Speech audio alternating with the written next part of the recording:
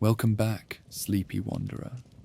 If your eyes are heavy, your body cocooned in blankets, and your brain quietly negotiating whether it's worth getting up to brush your teeth, don't worry, you're in the right place.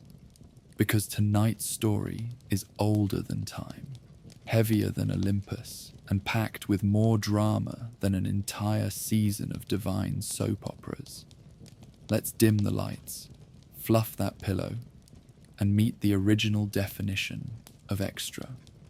The son of Zeus, the bane of Hera, the only man who cleaned the world's dirtiest stables and lived to brag about it. His name is Hercules, and no, not the Disney version, not the quippy demigod with great hair and a talking sidekick goat.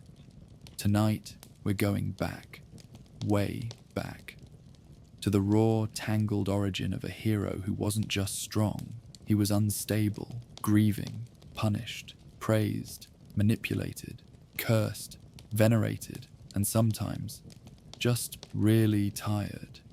In fact, that's kind of the theme tonight. Because Hercules may have had muscles carved from marble and the favor of Olympus, but none of that spared him from the deep stuff: betrayal, madness, guilt, impossible expectations, and the occasional fire-breathing horse.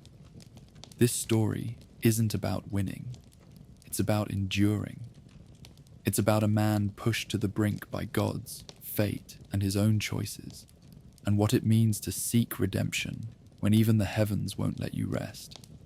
So if you're drifting off tonight wondering why everything feels so heavy, just remember, even the strongest man in mythology once collapsed under the weight of a lion's pelt and wept. This one's for the overthinkers, the overachievers, the exhausted, the ones who've been handed too much and told, don't drop it. You're in excellent company. Welcome to the true story of Hercules. But before we wrestle any lions or get stuck cleaning ancient muck with a river, I want to say thank you, genuinely, for being here. If this helped your mind settle like dust in a forgotten temple, I'd be honored if you left a like or subscribed for more bedtime mythology. These stories are ancient, but they still travel thanks to quiet dreamers like you. All right, breathe in and let it go. We're headed into the world of bronze and marble, wine and war, of labors, legends, and the occasional divine temper tantrum, because Hercules didn't ask to be a hero, but that's what makes him one. Let's start with a man named Amphitryon. Well, actually, let's start with Zeus pretending to be Amphitryon, which, depending on your level of tolerance for divine trickery, was either deeply unsettling or just another Tuesday in Greek mythology. Alcmene was a mortal woman, wise, beautiful, and deeply loyal, married to Amphitryon, a Theban general. Unfortunately for everyone involved, she also caught the attention of Zeus, who had the emotional maturity of a bored teenager with god powers and no consequences.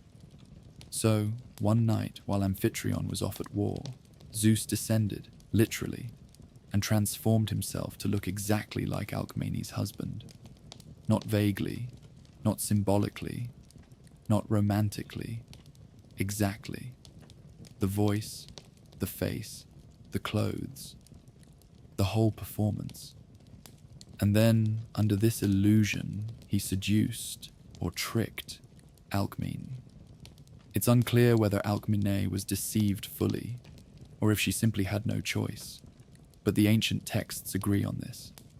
It wasn't love, it was power, it was manipulation, and it set the stage for everything that followed. That night, while Zeus impersonated her husband, the real Amphitryon was still on his way home. When he arrived the next morning, Alcmene, slightly confused, asked why he'd come back again so soon. That's when the truth cracked open. She had been with two men in one night. One of them a god wearing her husband's face. From this tangled act, Hercules was conceived, born of a mortal woman and a lying sky god with a chronic infidelity problem. Now, normally, the Olympians might chuckle and move on, but not Hera. Oh no. Hera, goddess of marriage, queen of Olympus, and long-suffering wife of Zeus, had officially had enough. Not only had her husband cheated again, he'd fathered a child who would be more powerful than most gods. A child she hadn't approved. A child she couldn't control. And that was unacceptable. From the moment Hercules was born, Hera made it her mission to ruin him. She didn't try to kill Alcmene, interestingly. That would have been easy. Instead, she focused on the child, subtly, slowly. A divine campaign of psychological and physical sabotage that would last Hercules' entire life. Her first attempt came when he was still a baby. 2 serpents slithered into the nursery one night, sent by Hera herself. Most babies cry when they're cold or hungry. Hercules, he strangled the snakes with his bare hands. By morning, the bodies were limp on the floor, and Hercules was cooing proudly, fists still wrapped around their necks like party favors. People called it a miracle. Hera called it the beginning of a very big problem.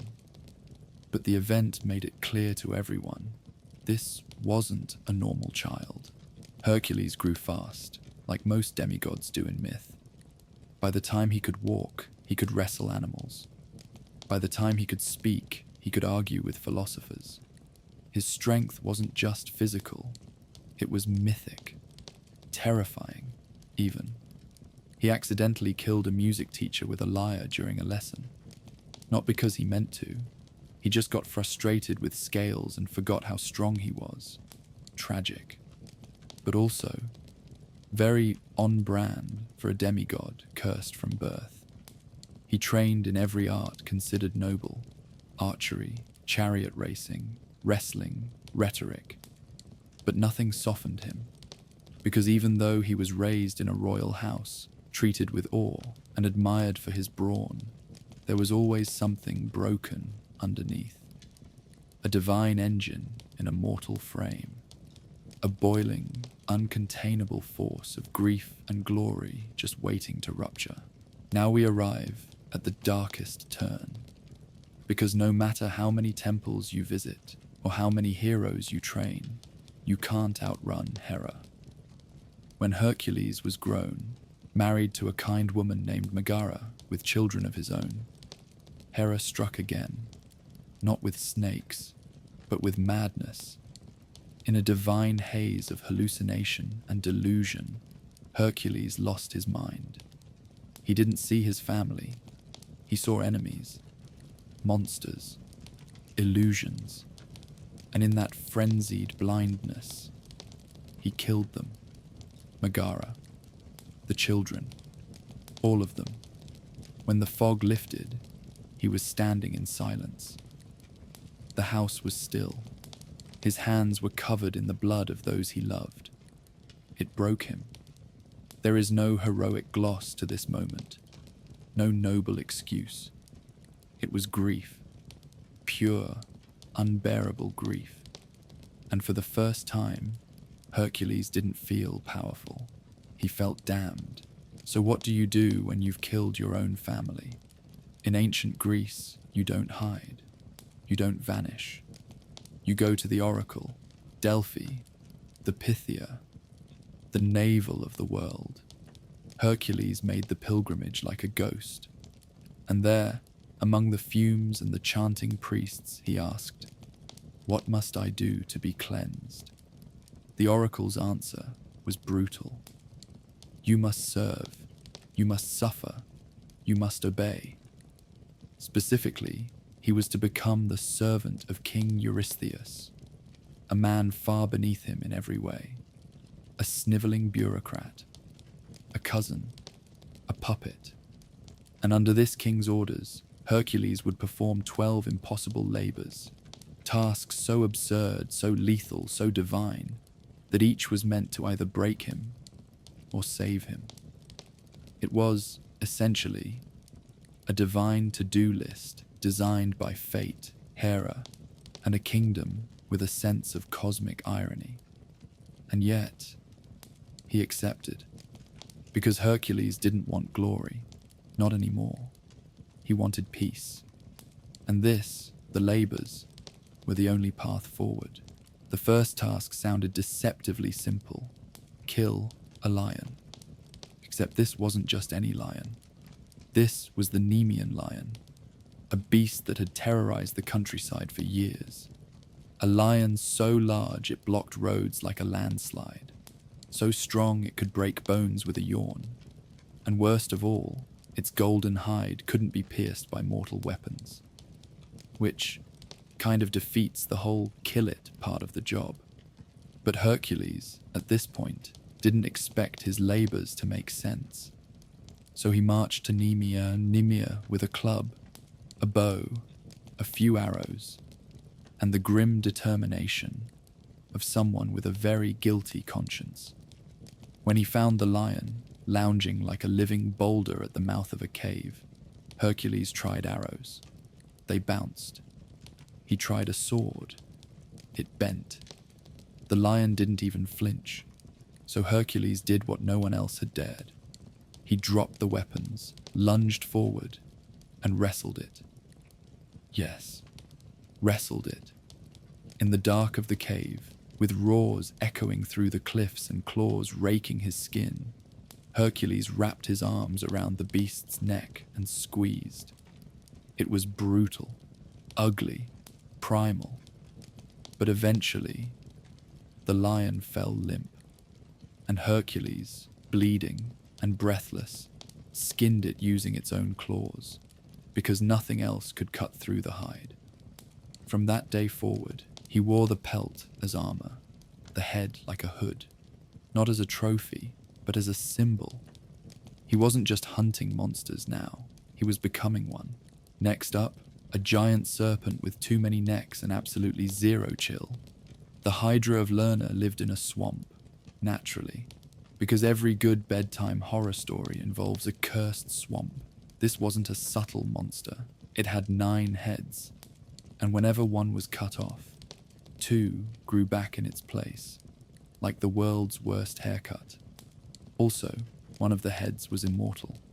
So, yeah, good luck. Hercules trudged into the marsh with his nephew, Iolaus, who, bless him, didn't even flinch. They found the Hydra curled around a blackened cave, its heads hissing in harmony. Swords were useless, of course. Cutting a head just made more.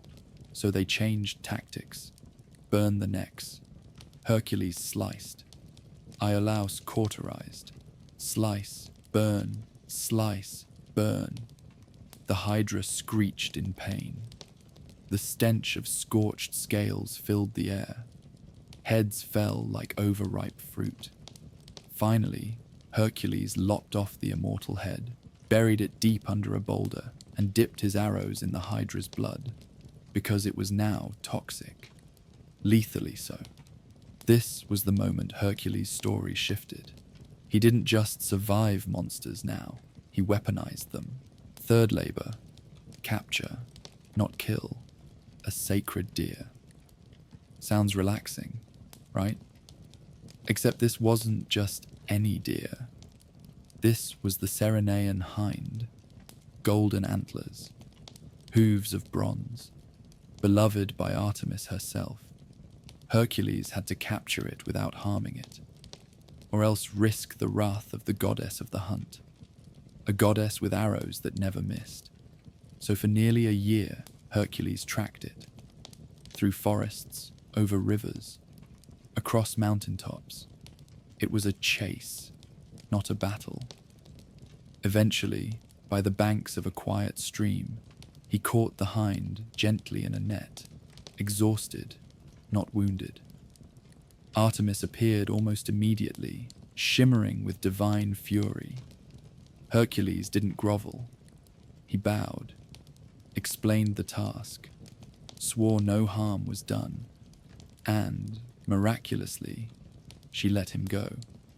This wasn't a victory of strength. It was diplomacy, humility, which, for Hercules, might have been harder than the wrestling. Fourth labor, capture a boar. Big deal, right? Wrong. This one lived on Mount Erymanthus and was large enough to flip wagons and tear down trees. The locals called it a living earthquake. Hercules climbed the snowy slopes, waited for the right moment, and, when the beast charged, sidestepped, grabbed it by the tusks, and slammed it into a snowdrift. The boar thrashed and roared, but the snow cushioned the struggle.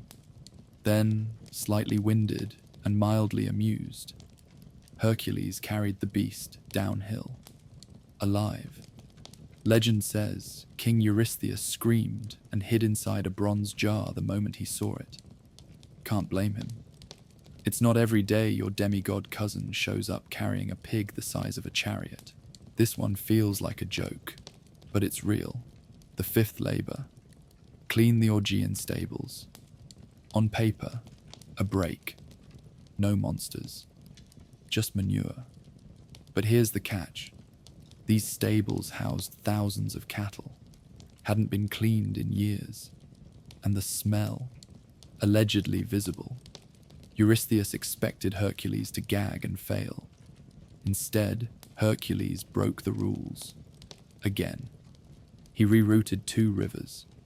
He diverted the flow, smashed down the stable walls, and let nature do the dirty work. In a single day, the stables were spotless. Eurystheus was livid, claimed it didn't count, said Hercules cheated. But you tell me, if a man can move rivers to clean literal centuries of filth, does it matter if it's technical? No, because this wasn't about dirt. It was about divine spite, mortal willpower, and the quiet satisfaction of solving an impossible problem with unshakable calm. The next task took Hercules to the edge of Arcadia, to a marsh choked with reeds and death. The Stymphalian birds weren't your average flock. They were man-eating nightmares with bronze beaks, razor-sharp metallic feathers, and a screech that could shatter bone. They didn't just fly, they hunted. No one could get near the swamp. Farmers abandoned their fields, travelers vanished, and every attempt to fight the birds ended in blood. So naturally, Hercules was sent in, alone. And when he arrived at the shore, the birds screamed from the trees above. Thousands of metal wings shimmered like swords in the sky. Shooting them was pointless. They flew too fast and too thick. Stepping into the swamp was suicide. So he changed the game. He pulled out a pair of bronze castanets, gifts from the goddess Athena, strange little instruments. Not a weapon, exactly, but divine, and very, very loud. He clanged them together, once, twice. The noise was unnatural, piercing, otherworldly. The birds panicked, shrieked, and launched into the air in a frenzy. Hercules waited until they broke formation, then fired. 1, 2, 3 arrows. Down they fell. He didn't kill them all. He didn't have to. Sometimes victory is just making the monsters fly somewhere else. Next came Crete, sunlight, olive trees, and chaos. King Minos had once been given a divine bull by Poseidon. It was meant for sacrifice, but Minos, ever greedy, kept it. So the gods cursed the bull. It went mad. It ravaged fields, crushed homes, snorted like thunder. A beast too sacred to kill, too dangerous to ignore. Enter Hercules. He didn't approach with fire or fury. He approached like a wrestler, quiet, focused. He grabbed the bull by the horns, literally. They wrestled across the island, tearing up vineyards, crashing through olive groves. Finally, Hercules subdued it. The bull huffed. He didn't kill it. He simply led it away, calm, unwilling to slay what the gods themselves had touched. It was another lesson. Not all monsters are meant to be destroyed. Some are just waiting for someone strong enough to hold them still. Labor 8 was darker. He had to retrieve the mares of Diomedes, horses that ate human flesh. Yes, you heard that correctly. Diomedes was a Thracian king with a twisted sense of humor and a stable full of cannibal horses. He fed strangers to them for fun. When Hercules arrived, he didn't waste time. He stormed the stables, fought the guards, and freed the mares. But they were too wild, biting, screaming, stomping in rage. So Hercules did something horrific. He fed Diomedes to them, their own master, thrown into the hay, and the horses calmed, as if their hunger had always been for justice, not flesh. Hercules didn't smile, he didn't gloat, he simply led the quieted mares away, because sometimes even the monsters are just a reflection of their owner. The ninth labor sent him far east, to the Amazons, warrior women, legends in their own right, and their queen, Hippolyta, wore a magical belt given by Ares, god of war. Eurystheus wanted it as a gift for his daughter. Because, of course, why not demand war trophies as birthday presents? Hercules arrived expecting battle, but Hippolyta met him with grace. She'd heard of his labors, respected him. They talked. She agreed to give him the belt peacefully. But then, Hera interfered. Disguised as an Amazon, she spread rumors. Hercules was here to kidnap their queen. Chaos erupted. The Amazons attacked. A battle broke out. In the confusion, Hippolyta was killed. By whom? No one knows. But Hercules left with the belt. Not proud, not triumphant, just tired. Because even when peace is offered, the gods still demand blood. The 10th labor took him to the edge of the world, to Erythea, a land of red sands far west of the known world. His target, the cattle of Geryon, a giant with 3 torsos, 3 heads, and one shared nightmare of a personality. Guarding the cattle were 2 things, a 2-headed dog named Orthrus and a herdsman who was just as mean. Hercules killed them both, quickly. Then Geryon appeared, towering, triple-faced, gleaming with bronze and rage. The fight was colossal, spears thrown like lightning, arrows streaking through blood-red skies. In the end, Hercules shot Geryon through all 3 hearts with a single poisoned arrow. The cattle were calm. He herded them, walked across continents. Along the way, he built landmarks to mark his journey, like the Pillars of Hercules, which some say still stand today as the Strait of Gibraltar. Not bad for a cattle run. Labor 11 sounded almost pretty. Bring back the golden apples of the Hesperides, fruit from a tree in a far-off garden, glowing, sacred, said to grant immortality. But as always with the gods, there were complications. First, the tree belonged to Hera. It had been a wedding gift, guarded by her daughters, the Hesperides, and by a dragon named Ladon, who never slept. Second, no one actually knew where the garden was, so Hercules wandered. He asked. He bargained. He even, briefly, held up the sky. That's not a metaphor. You see, along the way, he met Atlas, the titan who carried the heavens on his shoulders. Literal sky. All of it. Atlas agreed to fetch the apples, since his daughters, the Hesperides, were the guardians. In exchange, Hercules had to hold the sky, and he did. He stood there gritting his teeth, knees buckling, while the entire weight of the cosmos pressed into his back. Atlas returned with the apples and said casually, "I'll just let you hold the sky permanently now." Hercules smiled, nodded. "Sure," he said. "Just take them for a second so I can adjust my cloak." Atlas agreed, and Hercules handed the sky back, grabbed the apples, and walked away. He didn't slay a monster. He outwitted a titan. And honestly, that might have been harder. The 12th and final labor: retrieve Cerberus from the underworld, alive.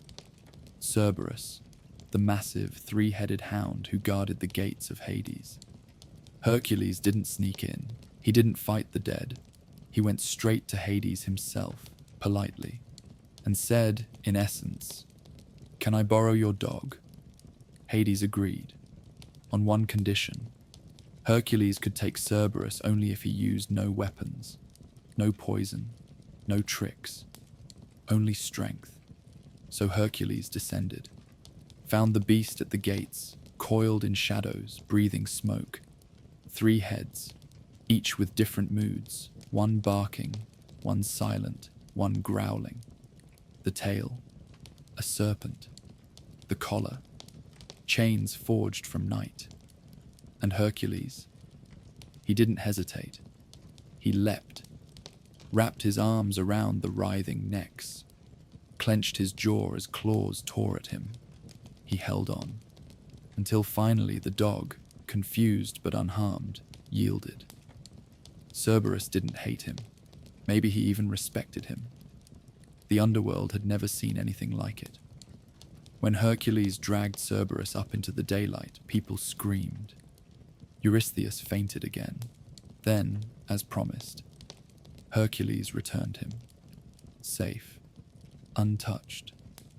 It was never about conquest. It was about earning permission.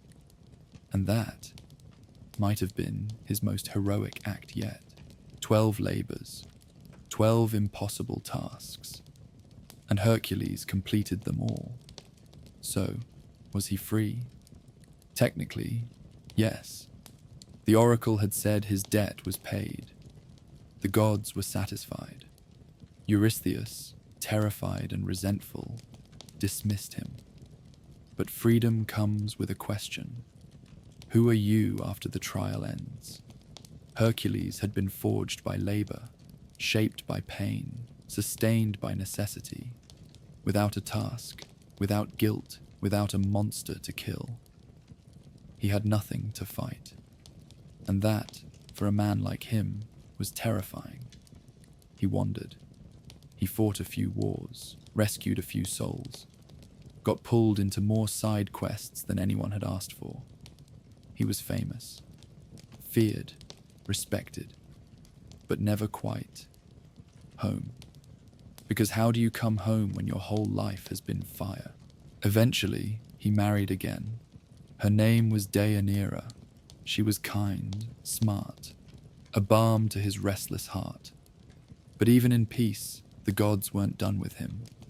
While traveling together, they were attacked by a centaur named Nessus. Hercules shot him, clean, fast. But with his dying breath, Nessus told Deianira, "Take my blood. It's a love charm. Use it if Hercules ever strays." She did.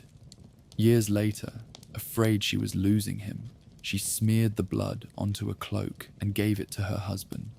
It wasn't a love charm. It was venom from the Hydra, carried in Nessus's blood. And as Hercules put the cloak on, it began to burn. Not flames, not fire, something worse, a divine corrosion. His skin peeled, his strength failed. He tried to tear it off, but it clung, like fate. He screamed, cursed the heavens, tore down trees in agony. But there was no cure. He knew it. So he climbed Mount Oeta, built a funeral pyre, laid himself on the wood, and waited. No one dared light it, until a passing traveler, named Philoctetes, stepped forward. The pyre ignited. The flames rose. And the man called Hercules, born of chaos, forged in pain, shaped by gods, was gone. But this isn't the end, because gods don't like loose ends. Zeus watched as the fire consumed his son, and when it was done, he intervened. Hercules' mortal body was burned away, but his divine half, it rose to Olympus. There, the gods welcomed him, even Hera.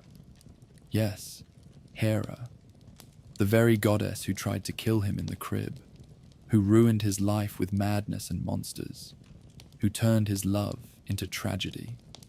She met him at the gates of the sky and gave him her daughter, Hebe, goddess of youth, as a bride. It wasn't forgiveness, it was acknowledgement, a truce, a mythic ceasefire. And so Hercules became a god, not for his perfection, but for his pain, for enduring, for surviving, for holding the sky when no one else would. He became the guardian of strength, the patron of athletes, of warriors, of those who carry too much. His name echoed for centuries, scribed into marble, etched into starlight, and somewhere on Olympus, they say he still stands, lion pelt on his back, bow in hand, watching, waiting. Not for monsters, but for the next soul who needs a reason to keep going. Long after the fire on Mount Oeta cooled, the name Hercules lingered, not just as a story, but as a presence. You could find him carved into stone near gymnasiums, where young men prayed to be strong and fearless. You could find shrines to him along the roads, places where travelers lit small flames, asking for safety or strength or both. He wasn't worshipped like Zeus, distant and thundering. Hercules was different. He wasn't perfect. He wasn't always wise. But he suffered, and people understood suffering. He'd endured madness, loss, grief, regret, and still rose. To the weary, the guilty, the broken, he was divine proof that your story wasn't over. In Thebes, they called him the founder. In Boeotia, the guardian. Across Greece, the mortal who earned his seat among the immortals. He wasn't just a symbol of brawn. He was the embodiment of resilience. A god, not because he was born one, but because he became one. When the Romans met Hercules, they loved him instantly. Of course they did. He was everything they admired. Brutal, practical, ambitious, and impossible to ignore. They called him Hercules Victor, the victorious one. In Roman art, he was even bulkier, more bronze, more beard, less regret. They built temples to him in the Forum, gave him festivals, told stories of him founding cities and punching bandits into the Tiber. If Greek Hercules was a tragic anti-hero struggling with guilt, Roman Hercules was a walking action movie. They even invented a few new adventures for him. In one version, he journeys to Italy and slays a local giant named Cacus who lived in a cave and breathed smoke. Classic. In another, he invents olive oil wrestling, which is just peak Mediterranean energy. But even in these louder tales, something remained. That strange combination of suffering and survival. The man who carried heaven for 5 minutes and didn't complain. The man who never stopped walking, no matter how many gods tried to stop him. Eventually, someone looked up at the stars and thought, there he is. And they were right. The Greeks placed Hercules in the sky. Heracles, they called him, kneeling, 1 foot on the head of Draco the dragon, club in hand, lion pelt flaring behind him. Even in the heavens, he wasn't lounging. He was poised mid-battle, forever ready. Stargazers saw him near Lyra, close to Corona Borealis, tangled between the celestial north and a dozen half-remembered myths. He became a guidepost, a reminder that struggle can be eternal, and yet beautiful. Every night, if the skies are clear, he's still there, not victorious, but enduring. As centuries passed, Hercules evolved. Artists painted him exhausted, drunk, weeping, laughing. Poets gave him new voices, sometimes noble, sometimes petty. Playwrights turned him into tragedy, then comedy, then satire. In one Greek tragedy, The Madness of Hercules, he returns from the underworld only to find he's killed his family. The gods stand silent. He almost takes his own life. These weren't bedtime stories. They were gut punches. But in other plays, he's funny. A big man with a bigger appetite, outsmarted by smaller minds. One famous comedy shows him dressed in women's clothing, scrubbing floors as punishment. People laughed. But underneath the humor was always that old truth. Even the strongest among us can be humbled, mocked, changed. Hercules wasn't untouchable. He was human, and that made him immortal. Fast forward a few thousand years. You'll still find Hercules everywhere. In statues with impossible abs, in cartoons with catchy songs, in comic books where he teams up with Thor, in gyms, on energy drinks, protein bars, and action figures. Sometimes he's a brute, sometimes a joke, sometimes a misunderstood hero trying to do the right thing in a chaotic world. Which, to be honest, sounds accurate. We still return to Hercules because his story is flexible. He's what we need him to be. A warning about pride, a comfort in grief, a symbol of strength, earned the hard way. In every retelling, the monsters shift, but the struggle remains. And we watch him, over and over, wrestle the unkillable, carry the unbearable, and walk forward anyway. Because Hercules isn't just about power. He's about persistence. The idea that pain isn't the end of your story, and that sometimes the hardest labor of all is forgiving yourself. And now, the labors are done. The monsters are quiet. The bow is unstrung, the lion's pelt folded, the shadows of the underworld gently fading into the mist behind us. You've made it to the end, sleepy wanderer. And whether you arrived here wide awake or barely conscious, know this. You've walked alongside a man who carried too much and kept walking anyway. Because that's what Hercules truly was. Not just a warrior, not just a demigod, but a symbol of endurance in the face of chaos. He wasn't always kind. He wasn't always calm. But he showed up, over and over, for impossible things. And maybe that's a kind of strength we don't talk about enough. The strength to hold the sky for 5 minutes. The strength to admit when you've failed. The strength to return the borrowed dog from the underworld with no strings attached. Or maybe just the strength to crawl into bed and say, that's enough for today. Because some labors are quiet, invisible, the kind no bard ever sings about.